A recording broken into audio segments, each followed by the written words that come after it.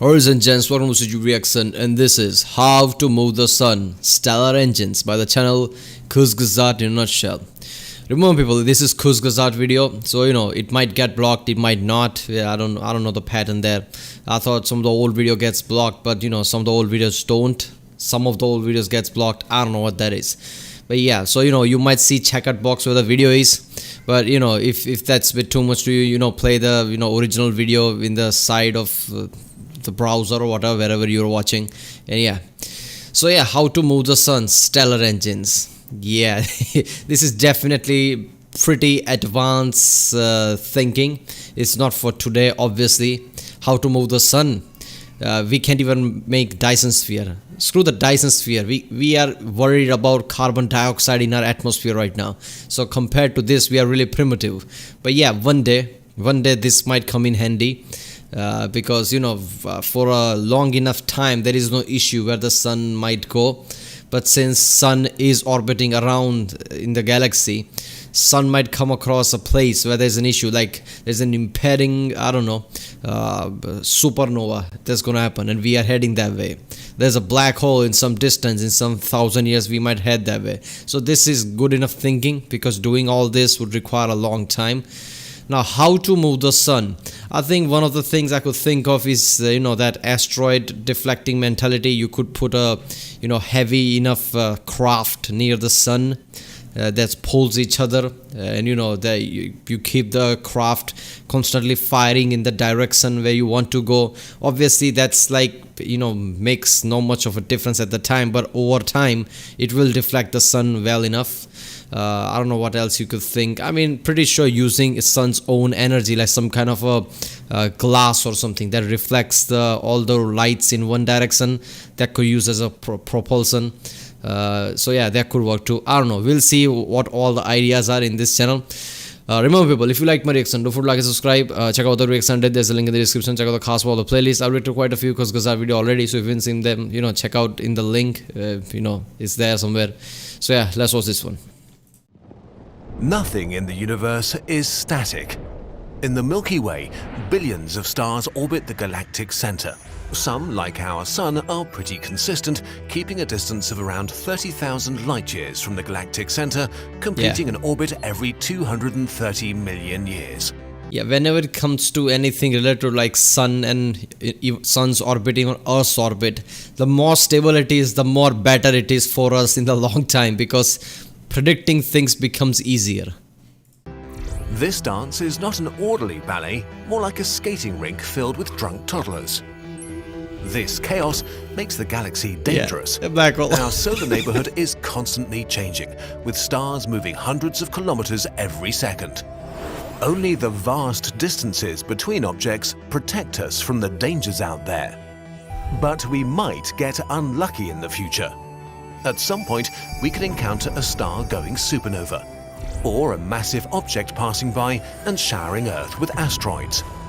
If something like this were to happen, we would likely know thousands, if not millions of years in advance. Yeah, I'm pretty sure right now, for thousands of years, there is no clear, nearby star that's gonna go supernova that might hurt us. There are stars that are close enough that if they go supernova, we'll see it in the sky, like Eta Carina and things like that. If those things go, first of all, if Eta Carina goes supernova in Australia and places like that, at the night we'll be able to clearly see it. I mean, it'll be strikingly visible, like there is some pretty good enough light in the sky. That would be an awesome thing to see. But yeah, there are some stars that might, if they go supernova, we'll be able to see, but we won't get affected by it. The stars that might affect us, I don't think that anything that's closer for thousands of years. So it's nothing to worry about right now, but we are thinking about pretty far in the future. But we still couldn't do much about it, unless we move our whole solar system out of the way.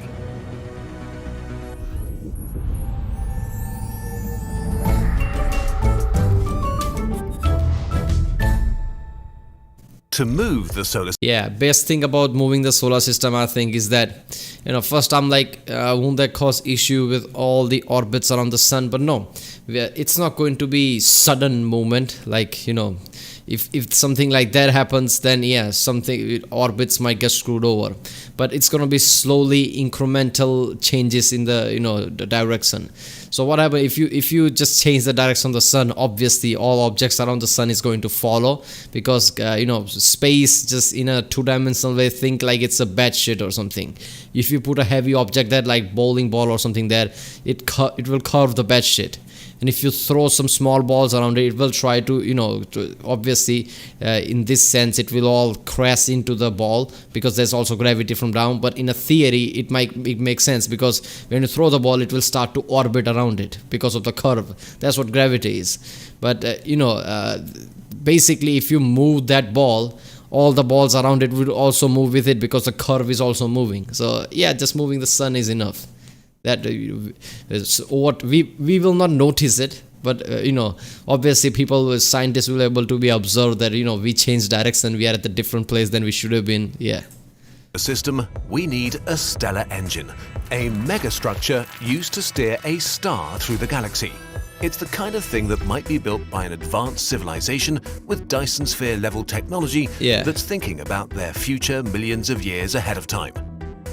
But how do we possibly move the hundreds of thousands of objects in the solar system? I love this visual. We are just, just like it's commercial, like how there are planes. I think that's where SpaceX is going. People like, what is Elon Musk doing? He's a car guy. His everything he does is in, vehicular area. He makes cars. Why is he suddenly care about like NASA? Like, why does he want to explore space? And I'm like, yeah, he's still doing vehicular things, but he's just now playing in a different field. He's trying to make transportation of space accessible to people, so he could sell his spacecrafts. That's why he's making reusable space rockets. So he could, in the far future, he can create there you go, SpaceX rocket, buy it just like you buy a car. Go ahead, visit Mars or something. He's trying to create vehicles for space. So I love this idea. I don't think we'll see this level of traffic in space in our lifetime, but at one day I'm pretty sure this might be normal. Just like people jump around from countries to countries, they'll jump around from planet to planet. It would be so awesome.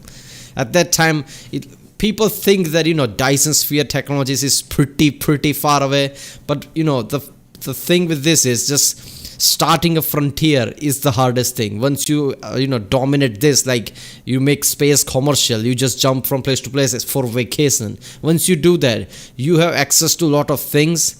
Lots of minds would focus things like that on the space, because you're traveling around asteroid belts, you're traveling to different planets, you can research things that you couldn't before. So people think that Dyson sphere is pretty far in the future, but once you dominate things like this, there'll be enough for us to spearhead our technology forward. And I think Dyson sphere is not that far behind, because we just landed on the moon. That's all we did. That's all our achievement is during the Apollo program.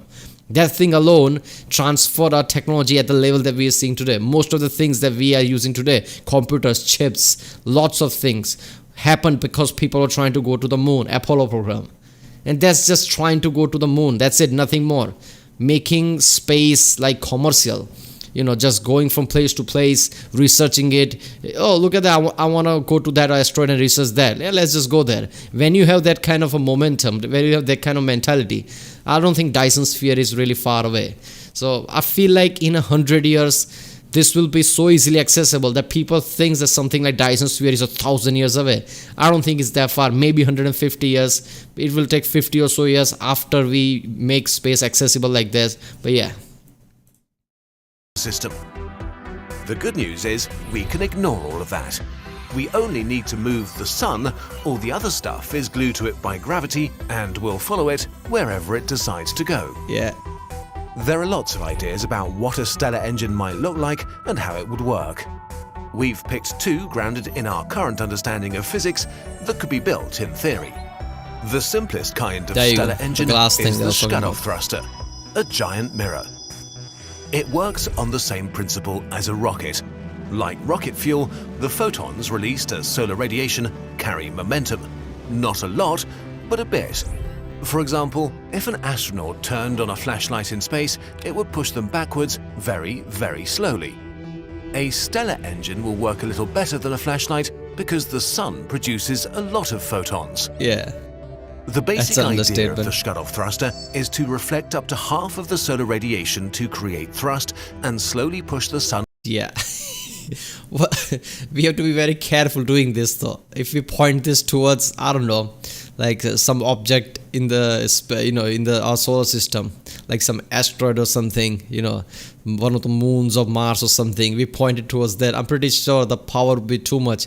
If it's not going to completely destroy it, it's gonna fuck up all the process of it. It might knock it off its orbit or something like that. So yeah, but yeah, the mirror, this makes sense. I mean, sun is the prime energy of our entire solar system. Why don't you just point that energy in some direction? That would be enough. That makes sense. Where we want it to go. In order for the shut-off thruster to work, it must be kept in the same place, not orbiting the sun. Although the sun's gravity will try to pull it in, it would be supported by radiation pressure, which props the mirror up. This means the mirror will not. Yeah, okay. First of all, putting the mirror on top of the sun like that would be an issue, since sun is moving through the space, rotating around our galaxy from the top. People think that sun is moving around our galaxy, orbiting our galaxy sideways or something. No, it's going from the top.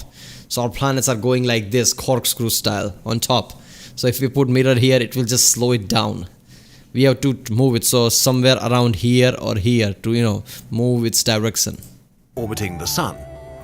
Although the sun's gravity will try to pull it in, it would be supported by radiation pressure, which props the mirror up.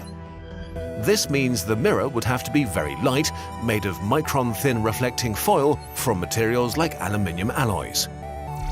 The mirror's shape is important too. Enveloping the sun in a giant spherical shell wouldn't work because that would refocus light back to the sun, heating it up and creating all sorts of unpleasant problems. Instead, we use a parabola, which sends most of the photons around the sun and in the same direction, which maximizes thrust. This is a gigantic mirror though. Look at the sun compared to that. Earth is extremely small. Earth might be at that size if it were close to orbiting here. It would be that size.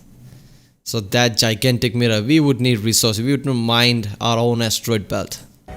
To prevent accidentally burning or freezing Earth with too much or too little sunlight, the only safe place to build a they build this and they're like, whoops, half of the continent died. They're like, oh, how bad, everything fucked up. Obviously they would change the mirror immediately, so not entire planet is not going to be screwed, but lots of process would happen that would screw up most of the things on the planet. Shut-off thruster is over the sun's poles. This means we can only move the sun vertically in the plane of the solar system and one direction in the Milky Way, which limits our travel options a bit. But that is basically it. For a civilization capable of building a Dyson sphere, this is a relatively simple endeavor. Not complicated, just very hard to build. At full throttle, the solar system could probably be moved by about 100 light years over 230 million years. Over That's a a few long billion distance, years, it gives us near complete control over the sun's orbit in the galaxy. But in the short term, this might not be fast enough to dodge a deadly supernova. That's why we thought we could do better. So we asked our astrophysicist friend if he could design a faster stellar engine for this video. He did, and wrote a paper about it that's been published in a peer-reviewed journal. He has an astrophysicist friend? You can find it in our sources document. We're going to call our new stellar engine the Kaplan thruster. It works a lot like a traditional rocket. Shoot exhaust one way to push yourself the other.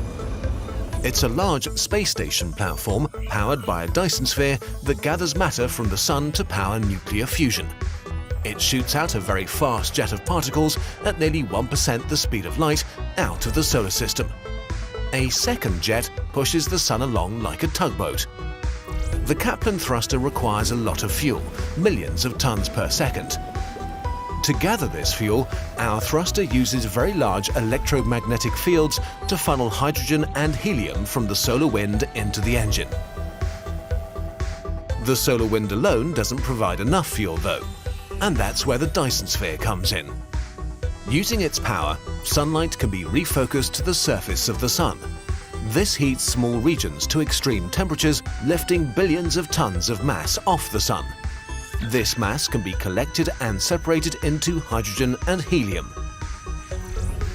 The helium is burned explosively in thermonuclear fusion reactors. Yeah, this is damn advanced. I don't see this happening for a long time, that's for damn sure. But yeah, this is also scary. If we fuck it up, we might fuck up our own sun.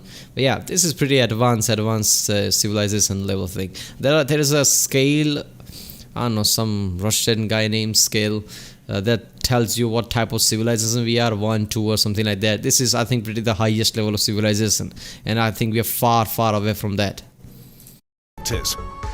A jet of radioactive oxygen at a temperature of nearly 1 billion degrees is expelled and becomes our primary source of propulsion from our stellar engine. To prevent the engine from just crashing into the Sun, it needs to balance itself. To do this, we accelerate the collected hydrogen with electromagnetic fields using particle accelerators and shoot a jet back at the Sun.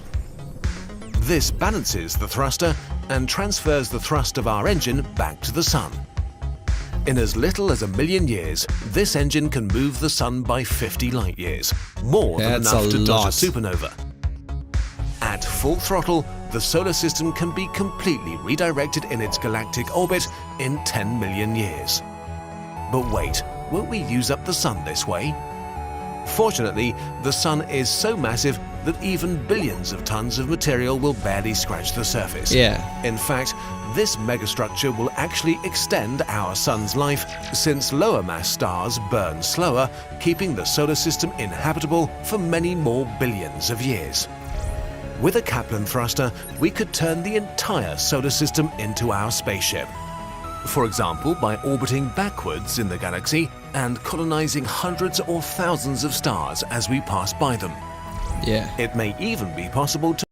Yeah, that is true, isn't it? Lower mass stars live longer because there isn't much pressure for it to, accelerate nuclear fusion and use up all the elements in it. So yeah, this might work, but I'm pretty sure this is far in the future. None of us are alive who will witness this. I know there's a saying, the guy who the person who never dies alive today, but I don't know about that.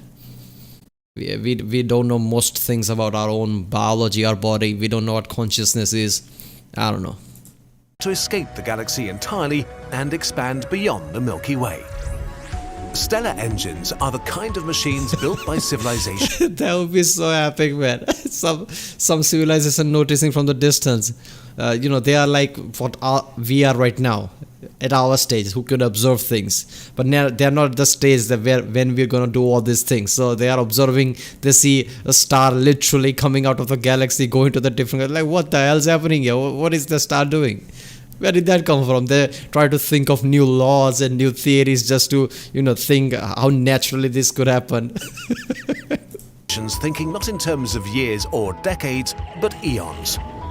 Since we know that our Sun will die one day, a stellar engine could allow the far future descendants of humans to travel to other stars without ever having to venture into the terrifying dark abyss of interstellar space. Yeah.